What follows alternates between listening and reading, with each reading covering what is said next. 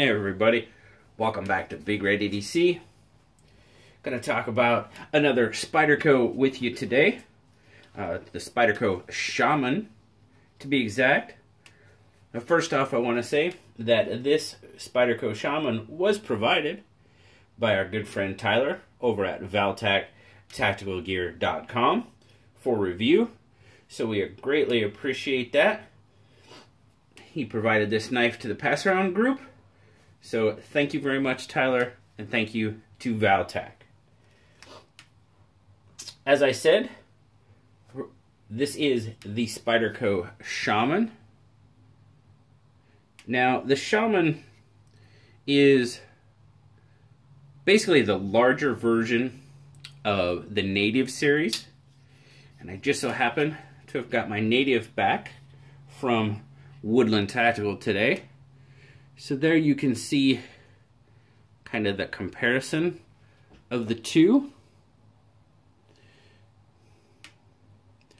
Very similar, obviously. The Shaman is the larger version of the Native. Larger, heavier duty, basically more, I would call it for me, I would look at this as the EDC knife, and this is the work knife. Could you EDC this knife? Most definitely. But for me, just due to size, and weight, this one's not bad, but I would probably EDC this knife and use this as my work knife. But let's get rid of the Native and talk about the Shaman. As you can see there, you got some nice contoured G10. Black stainless steel liners. Nice big hunk of stainless steel there for the back spacer. Stainless steel pocket clip for 4 position, right, left, up, down, however you want to carry this knife. That's one thing I do like about Spyderco. I'll usually give you some options. Now, there was only one option on the Subvert yesterday, but generally speaking, they give you pretty much every carry option you want. Now, the Shaman is just shy of 4.5 inches closed. When I say just shy, I'm talking, instead of 4.5, it's 4.47 or something, just shy of 4.5 inches.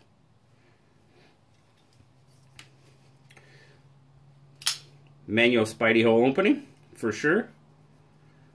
Compression lock, I do like that. Really do like the compression lock on the Spydercos. Well, this Shaman's fairly new, so it's still a little stiff. Need to get that pivot loosened up, cleaned up, but like I said, this is a pass-around knife.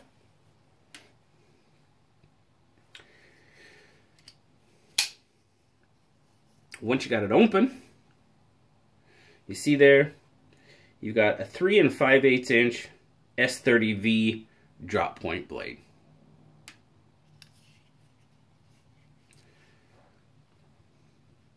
Satin finish. To me, I mean, I do kind of see how it almost looks like there could be a potential, a little bit of even a stonewash, but they call it a pure satin finish, so that's what we'll go with. 3 1/8 inch cutting edge. Get you some blade words. There you go, S30V. And as all good Spydercos are, they are made on Earth. Well, not all, but at least this one.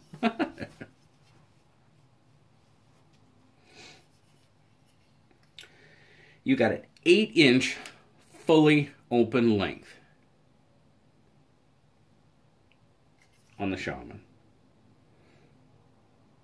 As I said, made in the USA. So let's get some specs on this guy.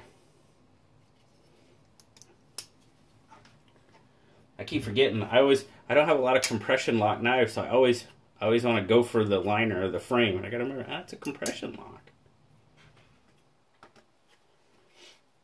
And as I said, I'm really liking Spyderco's compression lock. All right, zoom in a little bit. We're gonna start in grip. Wow, sorry about that, guys. It's a pass around knife. I can't do anything to it. No, that's fine. So we're starting out at 147 grams. Oh, of course I zeroed it out instead of doing units. All right, 147 grams or 5.2 ounces. So it is a little bit on the heavier side. I've done just some, you know, very limited carrying just to kind of get an idea of what it feels like in the pocket. It's not too bad.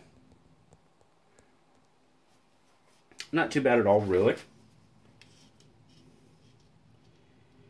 Thickness, we're looking at about 0.52, so not bad there. And at its widest point, we're going to go, looks like maybe right about there, 1.59, 1.6.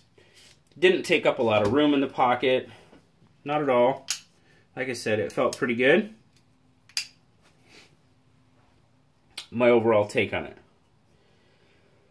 Now this, to me, is not the Spyderco that I'm used to. I mean, yes, we looked at the Subvert yesterday, and that was a pretty big knife. I mean, what was it? It was 9.5 inches, where this one is 8. So definitely atypical for my experience with Spydercos. But this is a very, very sturdy, I mean, it feels sturdy. Now, I know, but my buddy like Woodland Tactical, his PM2, he'd do anything with that knife, beat on it. He does terrible things to the knives. No, he proves their worth. That's a better word. And I know he loves his PM2. And this knife just feels very sturdy. It's got a good feel in hand. The contouring on the G10, my hand fits really well on it, as you can see there. There's still, now that's the choked up. Go back to the regular grip, and good grip in my hand. This G10, there's some, it's hard to see there. There's some very, very mild texturing on it. It's not very, but it catches, I mean, you can see there, it's catching pretty good. So, good gripability. Now for me, me personally, most Spyderco knives are more comfortable in the choked up grip. When I get back here at a normal grip, I'm starting to get the pocket clips starting to get me. I don't know why that is, just the way my hand is. But I go up here, and I'm not, that rise is back here. Where in the normal grip, it's right, as you can see there, it's right in the meat of my grip. Where up here, it goes much better. I don't know. Just the way my hand is, the size of my hand is just how it works. But this, I mean, it's a Spyderco. The jimping, the choil, the finger choil. I mean, I haven't seen a Spyderco where they haven't been done right. Well, there again, except for the Subvert, because they didn't have one. But when Spyderco does jimping and choils, they do it right. And I haven't found one yet that's been anything but. Again, this one is stiff. It's a brand new knife. It's a pass round knife. I'm not going to do anything to alter it. If somebody chooses to do so, well, that's them, not me. But I think once it gets loosened up, worked out,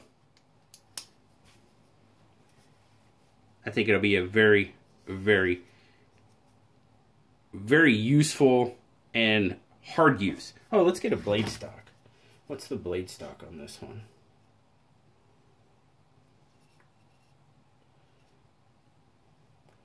I'm getting 0.12. I think on the subvert yesterday, 0.12, 0.13, right in there. Yeah, 0.13. I think the subvert was what, 0.14, so it was a little thicker. Not a lot though. Blue gives it an 8.5. He really liked it. Thought it was pretty much what a Spyderco should be. And he was impressed that it's a little bit heavier duty. It's for more of that working aspect. Now this one, yes, it's a Spyderco. Yes, it's going to cost. You're going to pay for it. It's a Spyderco knife, so you're going to pay for it. This one retails for about $187. Now, if you remember from the subvert, it was for just, I think it was $305. And I would, let's just put it this way, I would pay $187 for this knife long before I'd pay $305 for that knife. Without a doubt. So, that's just me. Oh, pardon me. I know Spyderco guys will probably listen to me and roll their eyes, but hey, that's okay. You know, we all have our thing. I do like Spyderco knives. They make some great knives. The price tag on them is just, yeah, it is what it is. But there you go, guys. That's been my overview of the Spyderco Shaman. Thanks again to Tyler from Valtac Tactical Gear for providing it to the Pass-Around group. There is always a link to Valtac Tactical's website in the description of pretty much every video I do.